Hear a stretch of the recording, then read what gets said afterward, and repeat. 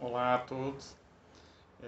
Hoje eu vou estar falando de um tema voltado para quem é empresário de limitada ou de SA.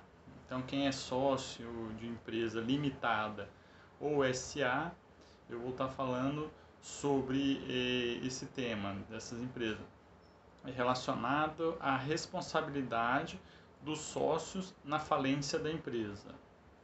Então, muita gente, isso aí é um assunto que gera muita dúvida. Então, muitos empresários têm dúvida até onde vai a sua responsabilidade numa eventual falência da sua empresa.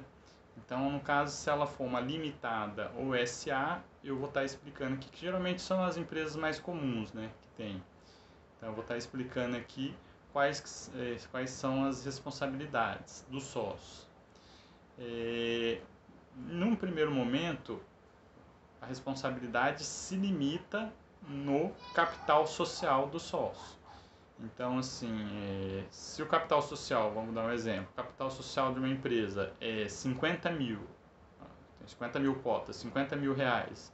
Capital social, vamos supor que tenha dois sócios da empresa, dividido 50% para cada sócio. Então, 25 mil reais, 25 mil cotas, 25 mil reais para cada um dos sócios. Então, se for dois sócios. Então, a sua responsabilidade numa eventual falência da empresa é limitada até os 25 mil reais das suas cotas, então do seu capital, limitado das cotas do seu capital social. Então, no caso dos dois sócios, é 25 mil para cada sócio, que dá os 50 mil do capital social total da empresa. Isso, na verdade, é importante saber também que é independente se o capital já está a integralizar ou totalmente integralizado. Então, vamos pôr lá dos 25 mil, 10 mil ele já integralizou e 15 mil estava a integralizar. Isso aí independe, você tem que ter a responsabilidade sobre o capital que ele informou no contrato social. Então, se ele informou lá que o capital dele é 25 mil, a responsabilidade dele é sobre aquele valor do capital social, 25 mil. Então, isso aí tem que ficar bem claro também. Num primeiro momento, a responsabilidade dos sócios se limita ao capital social. Porém, aí tem algumas exceções. Porém, se for constatado alguma irregularidade na gestão do sócio-administrador da empresa, pode ser sócio-administrador ou só administrador. Então, se for sócio-administrador, se for apurado alguma irregularidade ou algum ato ilícito na conduta da gestão dele à frente da empresa e que levou à falência da empresa, aí, nesse caso, o sócio ele pode ser responsabilizado, além da sua cota do capital social, no seu patrimônio pessoal. Então, pode atingir, nesse caso, o seu patrimônio social pessoal. Então, a justiça, mas aí, para poder chegar a atingir o seu patrimônio pessoal, isso aí teria que decorrer de uma ação judicial. Então, que aí teria que analisar qual foi os atos ilícitos praticados pelo sócio administrador ou pelo administrador da empresa, para apurar se realmente teve irregularidade, quais foram essas irregularidades. Por exemplo, pode ter sido desvio de dinheiro da empresa, pode ser desvio de bens da empresa. Então, isso aí tem que ser apurado numa ação judicial, onde o sócio teria ampla defesa. Então, o sócio administrador, no caso, ou o administrador, ele teria ampla defesa. Então, aí teria todo um processo para analisar essa questão. Com relação a isso, no processo de falência, as causas da falência, então, como eu disse, são inicialmente eles são apontados pelos seus administradores, conforme consta no artigo 104 da Lei de Recuperação de Falência. O artigo 104 é da Lei número 11.101 de fevereiro de 2005. Então, tem a Lei de Recuperação de Falência. E Então, inicialmente são apontadas pelos administradores e depois confirmadas pelo administrador judicial. Então, quando tem o processo de falência, tem que ter o administrador judicial. Então, depois ele vai analisar se aquilo que o administrador apontou foi de fato o que levou à falência da empresa. Então, isso aí tem que ser bem analisado. Então, ele verifica se aqueles pontos levantados lá pelo administrador foram os fatos que realmente fizeram a empresa decretar falência. Outra coisa nessa lei também, no artigo 22, inciso 3, ela fala que deve apontar em relatório as causas e circunstâncias que conduziram à quebra da empresa. Então, no caso a falência, o administrador ele tem que apontar isso em relatório. É neste relatório em que será apurada a conduta dos administradores e sócios para uma eventual responsabilização. Então, através dessa questão, desse relatório, eles vão analisar quais são realmente as responsabilidades dos sócios normais da empresa e do sócio administrador.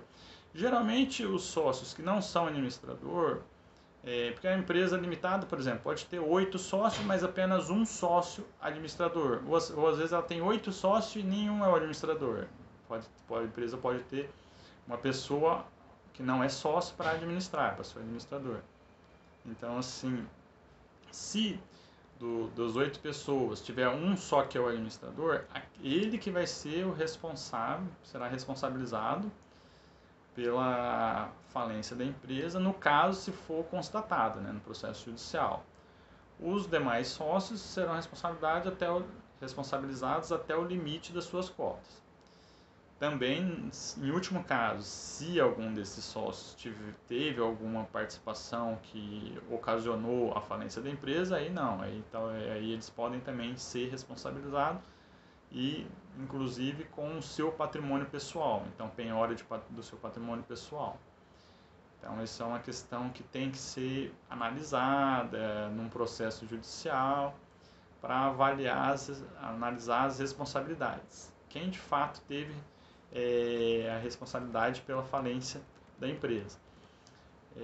Assim, até no artigo 49A do Código Civil, ele estabelece lá que a pessoa jurídica não se confunde com seus sócios, associados, instituidores ou administradores. É meio óbvio isso, essa redação, né? Mas ela vem lá para não trazer qualquer novidade. Então, assim, o legislador entendeu necessária a sua introdução no Código Civil justamente para evitar decisões que confundem. Então, a pessoa jurídica da pessoa do sócio. Então, tem que ter essa distinção. Com relação, uma das perguntas que tem que ser feita com relação à falência da empresa, tem que ser feita algumas perguntas com relação à responsabilidade do sócio administrador ou do administrador. Qual que é a causa da falência, de fato, qual que foi? Tem que ser apurado. Esta tem relação com os atos praticados pelos sócios? Então, vai analisar essa questão. Pode ser atribuído ao sócio a responsabilidade? Quais os bens desviados do patrimônio da empresa, se caso isso tiver acontecido?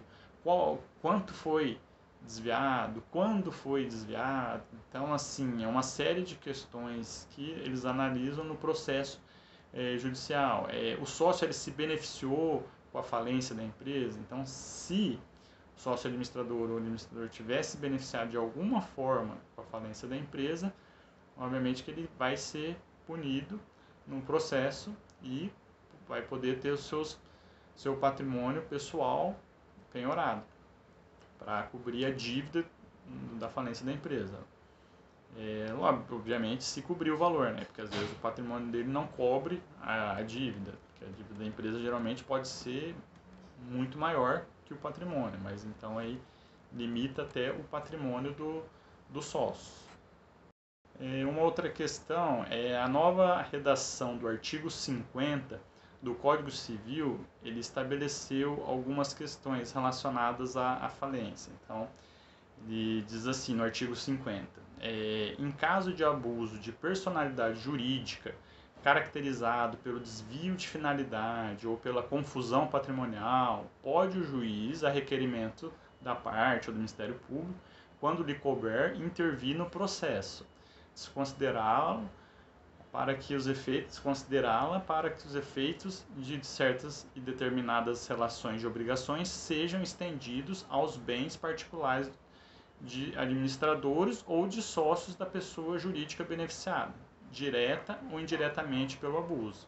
Então, essa redação ela foi dada pela Lei 13.874 de 2019. Então, assim, é uma mudança recente que teve na lei.